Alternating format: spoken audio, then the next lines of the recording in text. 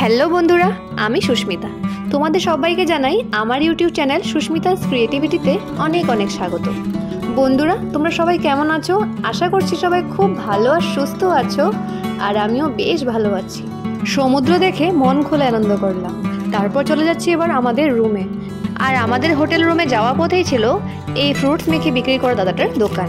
আর পেয়ারা মাখা দেখে লোভ সামলানো যায় বলো, তাই দাদাটাকে বলে দিলাম আমার জন্য 1 প্লেট বানিয়ে দিতে। আর এই পেয়ারাগুলো কিন্তু প্রথমে ওজন করে তারপরে মাখা করে, আর সেই অনুযায়ী পেয়ারা মাখার প্লেটগুলোর দাম হয়। আর আমার পেয়ারা মাখার প্লেটটার দাম ছিল মাত্র 15 টাকা। আর এখানের খাবার দাবারের দাম এতই কম, মনে হয় সব কিছুই ট্রাই করে দেখি। তবে আমাদের কিন্তু আধা দিন ট্রেনেই চলে গেছিলো, বাকি ছিল শুধু রাতটা। আর রাত ভোর হলে সকাল 9টাতে চেক আউট করতে হবে, আর আমাদের ট্রেনের টাইম ছিল 10টাতে। তাই আর এক রাতের মধ্যে আর কত কিছু খাবো বলো, একটাই তো পেহেট। তবে একটু সময়ের জন্য হলেও দেখতে পেরেছি যে সেটাই আমার জন্য অনেক। তবে দীঘায় গিয়ে যেটা সবচেয়ে বেশি মায়া লেগেছে সেটা হলো সেখানকার দোকানদারদের কথাবার্তা। এত সুন্দর করে ডাকখোঁজ করে দাদাভাই দিদিভাই যারা কথা বলে না, এত সুন্দর করে ডেকে কাস্টমারদের ডাকে, মানে তুমি না খেয়ে যেতেই পারবে না, তোমার খেতেই হবে। এই দোকানের সামনে দিয়েও যাচ্ছিলাম, এত সুন্দর করে দিদিভাই একটু খেয়ে দেখো, মানে এত আদর করে ডাকখোঁজ করে কাস্টমারদের সাথে কথা বলে না, তুমি না কিনে থাকতেই পারবে না, মানে না খেয়ে থাকতে পারবে না। এক কথায় যাকে বলে অসাধারণ ব্যবহার। এবার খাওয়া দাওয়া করে রুমে গিয়ে একটু রেস্ট নিলাম। রেস্ট নিয়ে বের হয়ে পড়লাম আবার সন্ধ্যা 7টার দিকে একটু বিচের সামনে। বিচ তো দেখা যাচ্ছিল না অন্ধকারের জন্য, আর জলটা না দিনের বেলা খুব নিচে ছিল, আর রাত হওয়াতে জলটা খুব উপরে চলে এসেছে, যেটা দেখে আমি অবাক হয়ে গেছি। দিনের বেলা জলটা কতটা নিচে ছিল, আর সেই রাত মানে সন্ধ্যা হতে না হতে জলটা কতটা উপরে চলে এসেছে। তারপর ওখানে গিয়ে 5 থেকে 10 মিনিট মতো একটু ঢেউ দেখলাম। আর ওখানে কি মনে হচ্ছিল জানো, ঘড়ির কাঁটা যেন সময়ের আগে দৌড়াচ্ছে। আর দীঘার সাংঘাতিক কর্মকাণ্ডগুলোর জন্য একটা রুলস হয়েছে, সেটা হলো 10টার ভিতরে মার্কেটটা বন্ধ হয়ে যায়।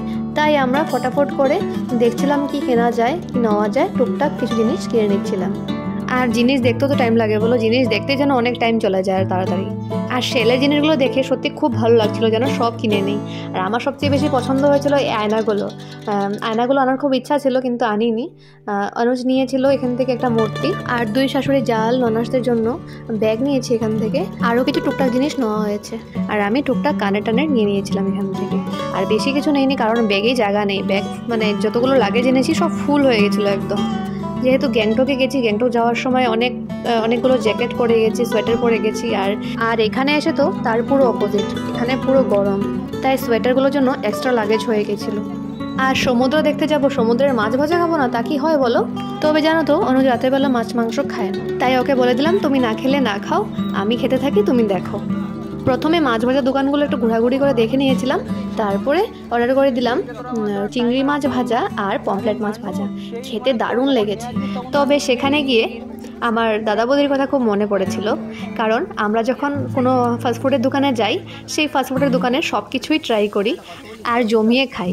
আর আমার পাতিতে হলো রাতেবেলা মাছ খাবে না, মাংস খাবে না। এমন সুন্দর সুন্দর সমুদ্রের মাছগুলো যে ও না খেয়ে থাকতে পারলো, কি বলবো আর। তবে কি জানো তো, একা খেয়ে না সেই আনন্দটা পাওয়া যায় না, সাথে যদি খাওয়ার মতো লোক থাকে খাবারটা আরও টেস্টি লাগে।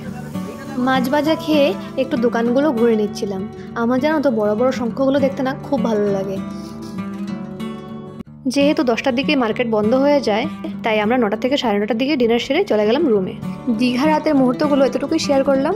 আর কালকের ভিডিওতে তোমরা দেখতে পাবে সমুদ্রের সকালের ভিউটা। আর ভিডিওগুলো দেখতে হলে চ্যানেলটিকে সাবস্ক্রাইব করে অবশ্যই রেখো। টাটা।